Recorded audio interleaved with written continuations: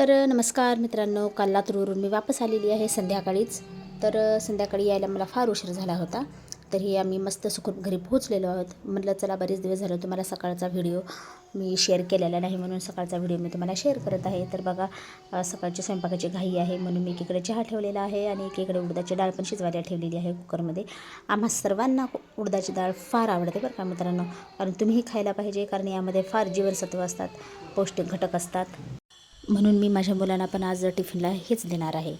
तर बघा, किचनमध्ये भरपूर पसारा वगैरे पडलेला आहे. मुलगा पण माझा फार मस्ती करत आहे. बघा, किचन बेसिनमध्ये पण भांडे पण पडलेले आहेत. आता भांडे वगैरे मी पूर्ण घासून घेणार आहे. पण त्या अगोदर म्हटलं चला आपण स्वयंपाक करून घेऊया, कारण सकाळचा स्वयंपाक फार महत्त्वाचा असतो. मुलाला शाळेमध्ये जायचं असतं आणि सकाळी एकदा स्वयंपाक झाला ना तर दिवसभराचं काम पण मोकळं होतं. म्हणून सकाळच्या स्वयंपाकाला मी अजिबात घाई करत नाही.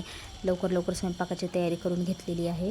आणि म्हणलं एकीकडे डाळ शिजत आहे तोपर्यंत आपण चहा पिऊन घेऊया, म्हणून मी चहा पण ओतून घेतलेला आहे आणि चहा पण लवकर लवकर पिणार आहे. कारण चहा पिलं ना माझं डोकं पण फ्रेश होतं आणि मला चहाची सवय आहे बरं का मित्रांनो.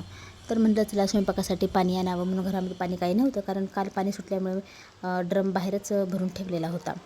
म्हणून मध्ये पाणी आणायला मी गेले आणि मस्तपैकी नळाचं पाणी आहे आमचं इकडं, फारच गोड पाणी आणि स्वच्छ पाणी आहे बरं का, एकदम बिसलेरीच्या पाण्यासारखं आमचं पाणी आहे. तर बघा, एकीकडे मी चपात्याचं पीठ पण मळून घेतलेलं आहे, कारण माझ्या मुलाला चपातीच आवडते. कुठलीही भाजी द्या, काहीही द्या, तर त्याला चपातीच आवडते. तो भाकरी वगैरे खात नाही, म्हणून मी चपाती करण्यासाठी पीठ पण मळून घेतलेली आहे. आणि बघा, तो जवळून मला कसा बोलत आहे आणि कसा त्रास देत आहे.